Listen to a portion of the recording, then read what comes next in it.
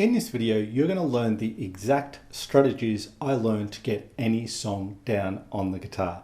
Now, there are plenty of song tutorials out there on YouTube, but very few actually go into detail to show you how to practice a song, how to train with it to get it down into your fingers. And that is what we're going to do in today's video. Hi, this is Simon Candy from acousticguitarlessonsonline.net, and as I just said, I'm going to show you my method for learning songs on guitar. Now we're going to use a finger-picking tune called Lagrima. I think that's how you pronounce it. It's a beautiful classical piece from somewhere in the 1800s, I think. I'm probably butchering the pronunciation of it, but we'll go with that, Lagrima. Okay, I think it's pretty close. Anyway, the point is not so much the tune, as nice as it is, it's more about the approach I take. You can take this approach and apply it to anything, any style, any instrument. To best get the song down into your fingers. Okay, for us it's guitar, of course. And there's 3 levels to this approach. The third level is rarely done, and I wish I'd known about the third level when I was starting out, but I didn't really. And when I reveal the third level to you, you'll probably think, well, yeah, duh, but do you actually do it? I'm going to be a little presumptuous here and say you probably don't, or certainly not enough. Okay, it's really obvious, but I'll get to that in due course. But first, let's get stuck into the first level or first approach to learning any song on your guitar. Okay, so the song that we're going to be using today, as I said in the introduction, is a beautiful classical finger-picked piece called Lagrima. Okay, now it's made up of 2 sections. We're going to just look at the first section of the tune. If you want a more detailed breakdown of the song itself, I've got a little tutorial on it that's linked in the top right corner of your video now. So go there to look at the song. I won't break it down like I do here in this video, so this will be great to accompany that one. That's going to be more about taking you through the piece and discussing a few points and highlighting some things. Here we get into the nitty-gritty of how to train the piece to get it into your fingers. Okay, so we'll just use an excerpt from the piece. So it's going to be the first part. Okay, we might call it the A section if you like. Here is the part that we're going to break down.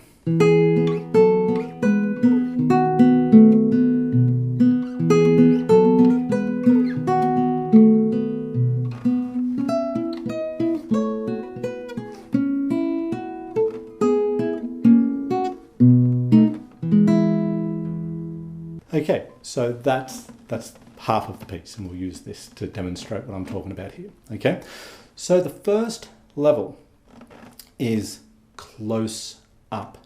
And when I say close up, I mean really close up. If we imagine looking at a painting, you can look at it from different distances, right? You could be really close to the piece of work, okay, the painting, literally where it's to your nose, and all you're more or less, and all you're going to really see are brush strokes, and you're not going to be able to see what it is really. You're just going to see the real detail of the brushwork and the paint and all this sort of stuff, right? And the textures within the picture overall. That's sort of what we're doing here with this piece. Level 1 is really up close. Really up close means, in this first section, we've got little 10th harmony patterns happening on the strings 4 and 1 and 4.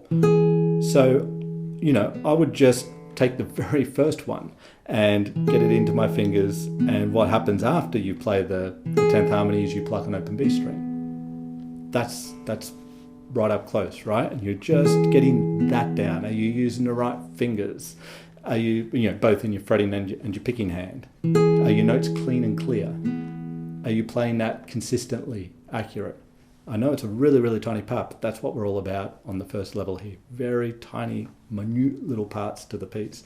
Then you go to the next part of the piece, which is another 10th harmony, and followed by an open B string again. Are you using the right fingers, picking, fretting hands, etc.? Okay, and then you've got another one. Okay. Is that accurate? Correct fingers, etc. I'm not going to go into those details here. That'll be in the song tutorial to this piece. But the point is really up close. What else have we got in this little section here? We've got the B7 chord after those 10th harmony bits that go like a... Okay, so now you just isolate that single bar, and perhaps you even, if there's you've kind of got to be, you're diagnosing your playing as you're going. So you're breaking down a small enough piece to be able to identify parts that aren't working, or you keep making mistakes. And whatever it might be a single finger plucking a single string, target in, zoom in right up, focus on that part, magnify it in your mind, and work on the part that's stopping you playing that part of the piece, okay? So we're going right into the finest of details. So, as you go through that section, you got little chords higher up the neck, maybe they're challenging to play, so you work on just those chords as in a singular fashion. These little chords here, and just individually each chord, making sure you got the right fingers going on in the fretting hand, picking hand, and you're sounding the chords cleanly, accurately, and consistently. Okay, so if we think of the analogy of the painting and viewing a painting, you're right up close. Can't even really see. If I'm sitting there practicing this tune like that, and someone's listening in another room, and they know the tune, they're probably not even recognizing it. Just like you're not really recognizing the painting because you're so close, right? You're just working on the little bits and pieces. That's really important. People don't do that enough. Not nearly enough. You've got to pull it apart. It's like all over the place at the moment in terms of just all in pieces. We aren't putting it together. We're just pulling it apart and getting these things down into our fingers. That's the first level of learning a song. Okay, so the second level is taking a step back a little bit. So if we think about the painting again, we're coming back and we're starting to see the picture a little bit more clearly here, because we've worked on little pieces. Maybe we haven't got everything down, and I'll talk about this in a moment because you don't need to, but we've got enough down where we can start to put pieces together, components together, to start to create the bigger piece, the song itself, right? So in the first level, where we broke down like the little 10th harmony parts in the B7 individually and looking at the correct fingers and so forth, and small enough pieces so we can really look at it in that detail, it's then starting to connect together. So you'd want to start to connect just the 10th harmony with the B7, okay? Just the first couple of bars. That's how I would sort of look at it. I look at it, when you're looking at a piece and you're starting to, you're breaking it up, and then this is how I'd sort of, you could do it slightly differently, but this is how I sort of see this piece. I would see it as the 10th harmony with the B7. And my goal is to be able to put that together, get those transitions from, one position to the next. We've also got this part up here.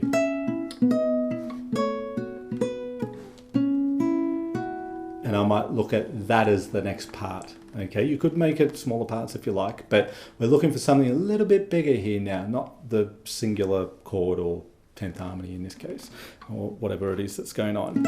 Okay, so I'm looking at just getting this part down up until this F sharp minor chord. And if there's something not quite working, zoom in again and be at level 1. You're not trying to sort of do level 1, get that all complete, now level 2, forget level 1. You're going to be back and forth between these levels, okay? Sometimes, basically depending on how you do level 2. If there's little parts that you see aren't quite right yet, great, that's good to know. Back on level 1, dissect, work on that little part, a single note, a single chord, whatever it might be. Okay, so I'm seeing that as the sort of next main section of the song to work on. And then we've got the last little part of this section. And in a similar fashion, it's just getting, our E chord to our F sharp, B7, and our E.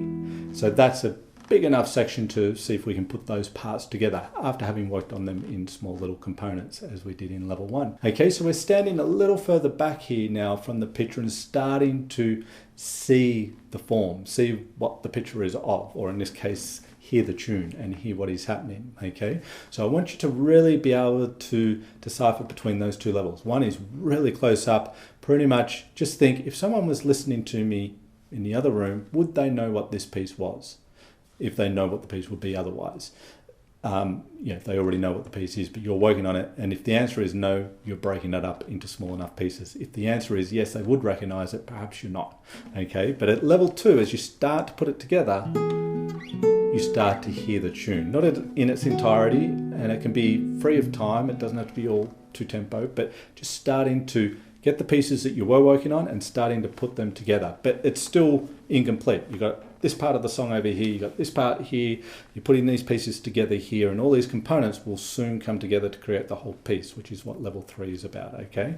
So that is level 2. Okay, the all-important third level, the one I was talking about in the introduction of the video. What is it? You can probably guess now, but it's play through the whole piece as a whole. Now you might think, well, yeah, but how many people actually do this? I'm going to tell you not that many. Okay, I've taught many people over the years, over I think it's almost 30 years of teaching now. So many people miss this really important part, and that is play the song start to finish. Because what is the end game here? What's the goal? Is to be able to play the song, whether it's just for your own enjoyment, which is perfectly fine, or it's to play for family or friends, or it's to go and gig. You've got to get used to playing from the start of the song to the end of the song. And when I say play start to finish, it doesn't mean start playing the song with an intention to get to the finish, but as soon as you make a mistake, stop and drop and no. You've got to play from start to finish. Don't stop, warts and all. It might not be pretty at first. That's okay. You're working on it, right? But you've really got to do this. I had a gig last week. Now, by the time this video goes to air, it's probably not a week ago, but doesn't really matter. It's beside the point. The point is, I had a gig and I had to play, I think it was about half an hour, 45 minutes, something like that, of instrumental music. Now, I, have a bunch of repertoire that I've done over the years, so I was choosing songs to work on for that. And part of the process was to go over the songs to get them into my fingers again. I hadn't played some of these songs for a little while. So break them up and do what I've been doing with you here right now. But then I made sure that I practiced playing the songs start to finish. And believe me, when I started doing it with some of them, it wasn't pretty. But I will never stop, okay, in that process of playing start to finish, because I'm not really actually interested in learning to play the songs I play perfectly. Imagine having to play the song perfectly, the pressure that puts on you. As soon as you make a mistake, and you will, we're human, you lose yourself and you can't get back on track. That's a hell of a lot of pressure, and I don't want that. So when I train to be able to get myself out of situations where I make mistakes, etc. Okay, so if you get used to playing from start to finish, even before it's really ready, and we'll talk about that in a moment, you're going to make mistakes, but you're going to get good at being able to get around them. And when I go and perform, I'm going to feel confident when I know whatever happens, I can get through it. Okay, that's when I'm going to feel confident. I'm not going to feel that confident if I've got to play the tune perfectly, and if I make a mistake, it's going to throw me off and I'm going to be all at sea. Okay, so that can happen, particularly when you're playing on your own. The point here is start to finish. So how do you do that with a piece? I mean, don't you have to do level 1 and level 2 first before you get to level 3? To a point, yeah, you do, but you can play a simplified version of the tune for the purpose of playing start to finish. So how could we play that A section from start to finish as soon as possible? How can we simplify it? Well, we don't have to do all the picking motions, right? We could just practice playing the 10th harmony and the B7. 10th harmony, B7, then up to our chords up here, and then you've got the F sharp minor, E, F sharp, B7, E. Okay, so all I'm doing, so I just play from the start of that A section to the end of that A section, or the start of the song to the end of the song, whatever it is you're doing. I just play through the whole thing. Yes, simplified, it's okay. Just to, and then this is more of a broken chord there, but I could just form it. Okay, and as I work on levels 1 and 2, the more detailed, intricate details there, I can start to fill that out, but I'll have the foundation in my fingers to be able to, and the focus and the endurance to be able to play through the whole thing, adding the detail when ready, right? We can add all that stuff in. Now, if this is a little bit of a more involved piece, but if you think of your typical song that you might play, if you just, a few chords and a bit of a picking pattern and whatever, you can play to a song, start to finish, warts and all, by just forming the chords and giving them a single strum. Simplify things down so you can get from the start to the finish sooner. You want to be able to do it as soon as possible. And with most tunes, you can do that pretty early on in your practice, not once you've got everything down. Now, it's so important, not just because you want to get used to, well, it trains you in a real sort of world context, if you like. You're going to make mistakes. So how are you going to deal with those mistakes? As I said, don't try and not make mistakes. They're going to happen, and they will always happen. Hopefully not as often as they can sometimes, but they will happen through nerves and not remembering how a tune goes, etc. So you've got to be able to get yourself out of that situation. And by that I mean, when you're performing, when someone's listening. So get used to playing through the whole tune. It gets you to recover from your mistakes, gives you the foundation for the whole song. So even if you're not putting all the detail into the song at this point, you still got the foundation. You could think of it as like the framework to a house. You haven't got the windows and the door and the walls and the plastering and the roof and all that yet, but you do have the infrastructure, the framework to then do all that. Bring in the finger picking pattern, put in the little embellishments, whatever it might entail. Okay, so important. If you don't do this, think about it. What will you have? You'll have a song in pieces. And when you go to perform it, play it, don't get frustrated if it falls apart, because you're trying to do something you haven't done yet. You haven't trained. You haven't practiced playing from start to finish. So I know I'm really sort of going on here a little bit, but it's so important. It's very obvious when you think about it, but many don't do it. So that's level 3, okay? Getting used to playing music in bigger chunks. And now we're seeing the whole picture when we do this. And the point here is you rotate through these levels, level 1, 2, and 3. So you're not aiming to get level 1, all the little bits and pieces down first before you start to put them together. And you're also not trying to put everything together or waiting for all those details to be done before you play from start to finish, as I was just saying. So rotate through these levels, and be observant and diagnose, if you like, as you play, the areas that need the work. So if you're playing through the whole piece, maybe there's an area that you really struggle with. Great. Go to level 1, pull it apart, work on those little pieces. Then start to put it together, level 2, and then inject it back into the bigger piece, level 3. Okay, so you are being very observant. When you make the mistakes, I don't mean ignore the mistakes, but don't stop in the moment there and then, because you can't do that when you perform. So you're training, in that way, in that context. Don't stop there and then to fix it. Wait, until you've played through the piece. Make the observation that, yes, this area needs work, and then go and work on that. And then when you play through the whole piece again, after having worked on it, it'll be better. Okay, so that's level 3, along with level 1 and 2, okay, to get any song down into your fingers on the fretboard of your guitar. If you like this video, then you will love this ebook audio I've created for you called How to Learn Songs on Guitar the Right Way and Improve Your Playing at the Same Time. In this ebook, you learn in great detail my method for learning any song on guitar. Most people approach learning songs in a very ad hoc way with no real strategy in place. This almost always leads to frustration, and inevitably most people quit before getting the song down. In this ebook, you learn the 3 levels to getting any song down on guitar. One of these levels is seldom done, yet is so important in being able to play a song all the way through from start to finish. You also learn the top 2 common mistakes most people make when learning songs and how to avoid these. In addition, I show you how to get songs down without having a guitar in your hands, allowing you to practice at times you might otherwise have not considered possible. So click the link in the description below this video and download your free copy of How to Learn Songs on Guitar the Right Way and Improve Your Playing at the Same Time. You'll have it in your inbox within minutes. Let me know in the comments below what acoustic guitar topics you'd like to see me cover in future videos. Let me know any ways you might approach learning songs. I don't pretend to have all the answers. It's just my approach. So you might have something of value to offer. I'm sure you do. So don't be shy. Let us know. I love reading your comments. I answer to all comments on the videos. If you like this video, then hit that like button, and if you haven't already, subscribe to the channel, and of course hit the all-important notification bell button so YouTube can tell you when I've released a new video. This is Simon Candy from acousticguitarlessonsonline.net. Thank you as always for watching this video. I really appreciate your time, and I look forward to seeing you in the next video.